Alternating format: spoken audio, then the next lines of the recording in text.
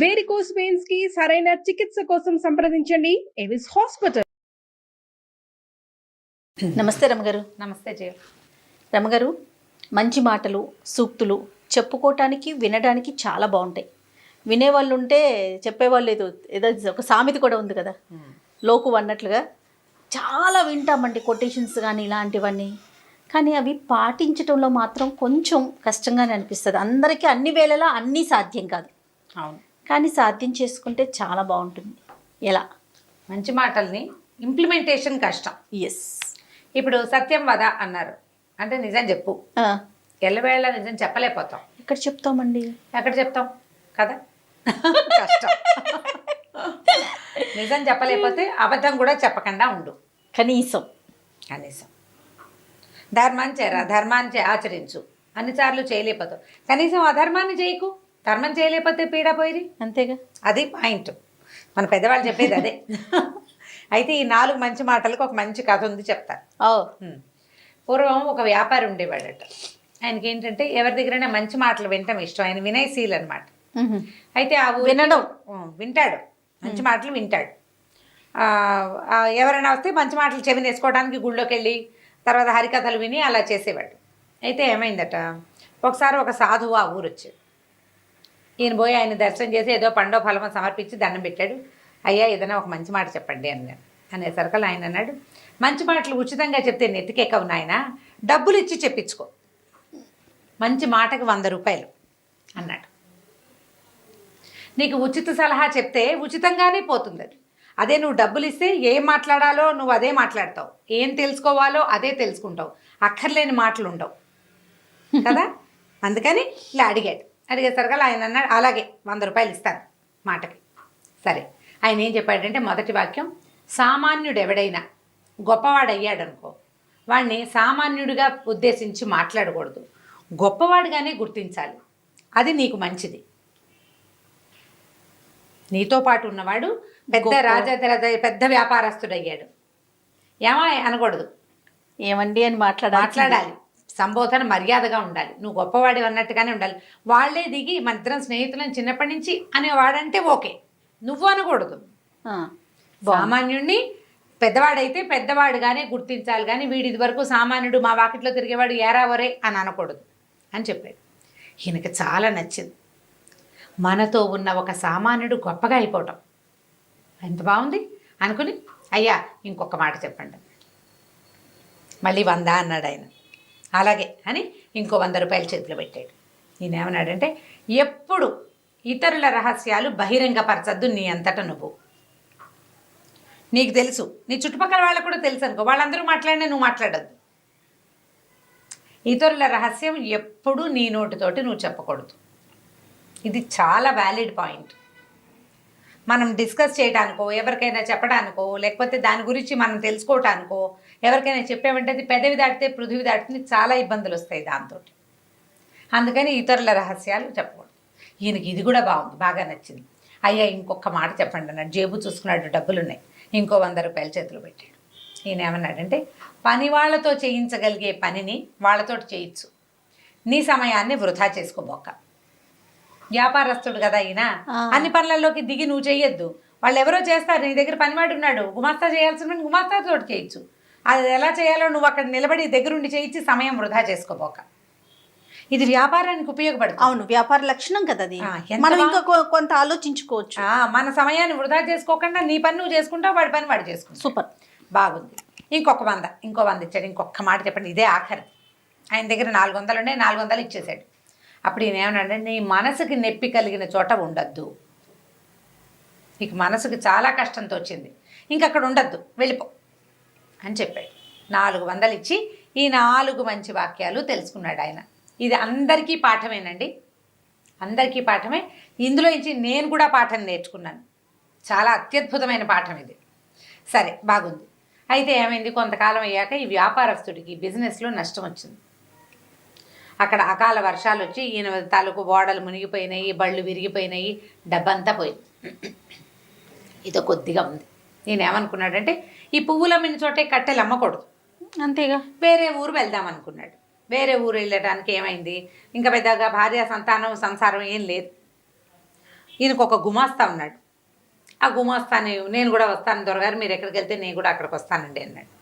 ఎలాగో సహాయం కావాలి కదా, ఏవో 2 బళ్ళు కట్టుకున్నారు, ఉన్న సామాన్లు అందులో ఎక్కించుకుని పొరుగు రాష్ట్రానికి బయలుదేరారు. ఇంకో రాజ్యానికి, పొరుగు రాష్ట్రం కాదు, ఆ రోజుల్లో రాజ్యాలు ఉండేవి. రాజ్యానికి వెళ్తే సరే ఆ రాజ్యపు ఊరి మొగదల్లో ముందు రోజు రాత్రే విశ్రాంతి తీసుకున్నారు.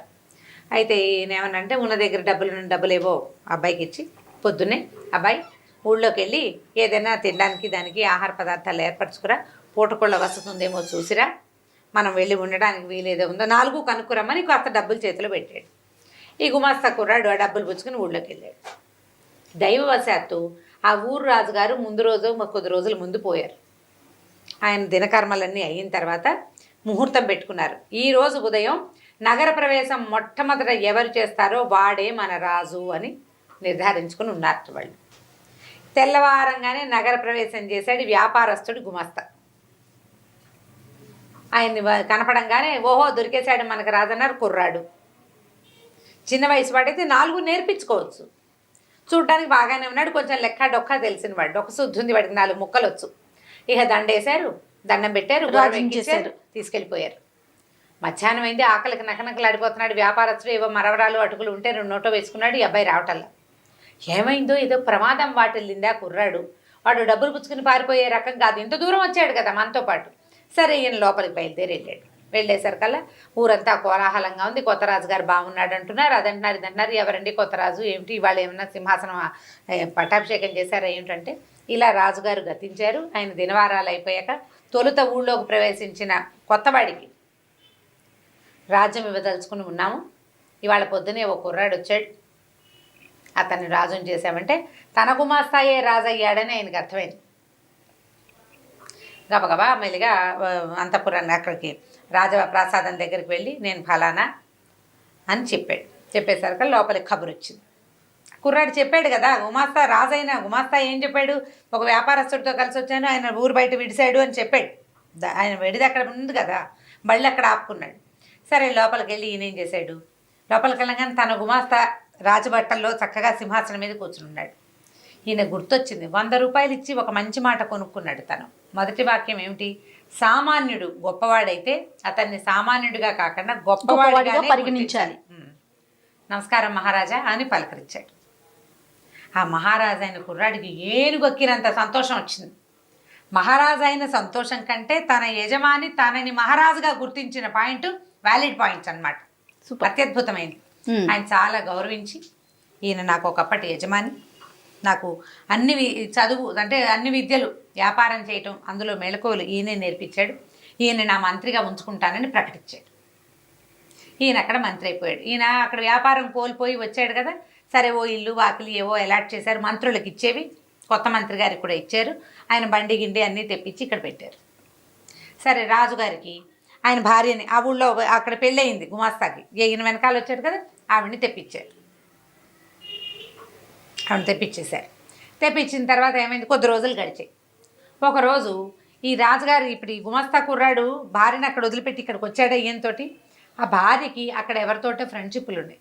ఆ అమ్మాయి ప్రవర్తన అంత మంచిది కాదు. ఇక్కడికి వచ్చాక ఇక్కడ కూడా కొద్దిగా స్నేహాలు చేసింది. ఓ రోజు ఈయన ఏవో అవి ఇవి అంటే అశ్వశాలలు గోశాలలు అవి పరిరక్షణ అవి వాటి కోసం చూస్తుంటే అశ్వశాలలో ఈ రాణిగారు ఆ అశ్వశాల అధిపతితోటి కనపడింది. దాంతో ఈయనకి ముందు టెన్షన్ వచ్చింది, తర్వాత భయం వేసింది.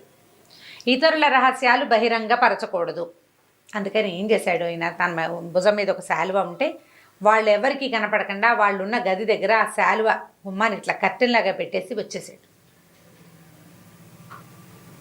వచ్చేసేసరికల్లా ఆ అమ్మాయి చూసుకుంది, ఇక్కడ శాలువ ఉందంటే ఖచ్చితంగా ఎవరో మన చూశారు అని అనుకుని ఈ శాలువ ఎవరిది వాకపు చేసింది కొత్త మంత్రి గారికి అని తెలిసింది.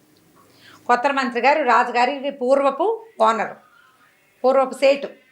ఈవిడేం చేసింది, మీ మంత్రి గారు దుష్ప్రవర్తన, నాతోటి సరిగ్గా ప్రవర్తించలేదు, నన్ను ఏదో అన్నాడు, నాతోటి సరిగ్గా చేయలేదు అని చెప్పేసి భర్తకి చెప్పింది. చెప్పేసరికల్లా ఇప్పుడు ఏం చేయాలి, ఈయనేమో ఇదివరకటి యజమాని, అయ్యో ఈయన ఇలా అయ్యాడా, ఇప్పుడు ఏమిటి ఇల్లు వాకిలి వచ్చి మంత్రి పదవి వచ్చేసరికి ఈయన ఇలా అయిపోయాడు అనుకుని రాజుగారికి చాలా కోపం వచ్చింది. ఏం చేశాడు, ఆయన్ని డైరెక్ట్గా శిక్షించకూడదు, ఎందుకంటే తన పూర్వపు యజమాని, తనే మంత్రిని చేశాడు, బాగుండదు, పరుగు పోతుంది. అందుకని ఆయనకి ఏం చెప్పాడంటే, మీరు ఒక పని చేయండి, కసాయి కొట్టుంది మనకి కోటని ఆనుకుని అవతల వైపు, అక్కడికి వెళ్ళి మాంసం కొనుక్కురండి అని చెప్పాడు.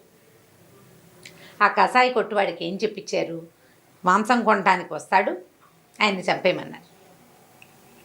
ఆయనేమనుకున్నాడు, మూడో మాట ఉంది కదా, మూడో మంచి మాట, 300 రూపాయల నోటు ఇచ్చి కొనుక్కున్నాడు. పని వాళ్ళు చేయగలిగే పని వాళ్ళతో చేయొచ్చు, నీ కాలం వృధా చేసుకోవద్దు. మాంసం కొనటం పెద్ద పనే, సైనికుడిని పంపిస్తే సరిపోతుంది. సరే ఏం చేశాడు ఈయన, ఆ వాకిట్లో పనిచేసే ఓ సైనికుడిని, అరే అబ్బాయి ఆ కసాయి కొట్టు నుంచి మాంసం కొనుక్కురారా, అది పట్టుకెళ్ళి రాజుగారికి ఇవ్వు, ఫలానా లేడి మాంసం కావాలట అని చెప్పాడు. వీడు పోయి సైనికుడు అక్కడికి వెళ్ళేసరికి ఆ కసాయి కొట్టు వాడికి ఏం తెలుసు, లేడి మాంసం అని ఎవడడిగితే వాడిని కొట్టేయాలి అంతే. ఆ సైనికుడిని కొట్టేసాడు వాడు. ఈ లోపల ఏమైంది, ఈ అశ్వశాలాధిపతి ప్రవర్తన మంచిది కాదని వేగుల వాళ్ళ ద్వారా ఈయనకి ఖబరు వచ్చింది, రాజుగారికి ఖబరు వచ్చేసరికి ఆయన దుష్ప్రవర్తన ఎవరితోటని వాకపు చేస్తే అది తన భార్యేనని తెలిసిపోయింది. అయ్యో నేను ఇంత పొరపాటు చేశాను, మంత్రి గారిని చంపేశానే వృధాగా అని అనుకుని ఆయన చాలా దిగులు పడుతున్నాడు. ఏం చేయాలో తెలియలే. ఒకప్పటి నా యజమాని నన్ను ఎంతో గౌరవించాడు, నన్ను అక్కడ ప్రేమగా చూసుకున్నాడు, ఇక్కడ గౌరవించాడు. వీడు నా దగ్గర పనిచేసిన వాడు అని ఒక్కనాడు కూడా అనలా. అంత మంచివాడిని నేను ఈ పని చేశానే అని చాలా దిగులు పడ్డాడు. దిగులు పడి ఏం చేశాడు, ఆయన ఆలోచిస్తుండగా మంత్రి గారు వచ్చాడు. చూసరికి అయ్యా మీరు బతికే ఉన్నారా అంటే, ఎప్పుడు ఆయనకు అర్థమైందనమాట. అతను రాజుగారు ఏమడిగాడంటే, మీ శాలువ ఫలానా చోట ఎందుకుంది, మీరు అక్కడికి వెళ్ళారా అని అడిగితే, అప్పుడు నేను ఏం చేయాలో తెలియక నేను అక్కడ ఒక చూడకూడని దృశ్యం చూశాను, ఎవరైనా చూస్తారని శాలువ అడ్డం పెట్టాను అని చెప్పాడు. చెప్పేసరికల్లా రాజుగారు తను కన్ఫెస్ చేసేసాడనమాట, ఇలా జరిగింది, నా భార్య నన్ను ప్రోత్సహించింది, ఆవిడ మోసం చేసింది, నన్ను మీకు ఎగనెస్ట్గా మీకు వ్యతిరేకంగా నన్ను ప్రోత్సహించింది, అందుకని నేను మిమ్మల్ని ఇంకేం శిక్ష విధిస్తే అవమానకరంగా ఉంటుందని కసాయివాడికి చెప్పాను, మిమ్మల్ని అక్కడికి పంపిద్దామనుకున్నాను. భగవంతుడు నా ఎందుండి నన్ను ఇంత పాపం చేయకుండా నన్ను తప్పించాడు, నన్ను క్షమించండి అని కాళ్ళు పట్టుకున్నాడు. ఆయన పర్వాలేదులే నాయన, ఎలా జరగాల్సి ఉంది అది అలా జరుగుతుంది, నేను 100 రూపాయలు ఇచ్చి కొనుక్కున్నాను మాటల్ని, కొనుక్కున్న ప్రతి సలహాని నేను ఉపయోగించాను. ఇప్పుడు 4వ సలహా ఉంది కదా, మనసు దెబ్బతిన్న చోట గాయపడిన చోట ఉండద్దు. ఎంత బతిమిలాడినా రాజు వ్యాపారస్తులకు ఇంక అక్కడ ఉండాలి.